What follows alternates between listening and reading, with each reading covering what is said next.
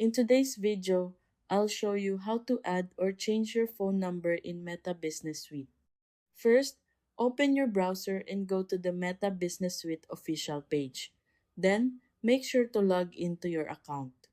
Once you're on the home page, click on your profile icon. Then click Edit Page to access your page settings. Scroll down until you find the phone section, then click the Edit button beside it. From here, you can easily add your phone number and click Save once you're done. If you want to change your phone number, you'll need to update it through your Facebook account. Go to your Facebook account, then navigate to the Meta Account Center. From there, click Personal Details, then select Contact Information. Next, click Add New Contact, then choose Add Mobile Number.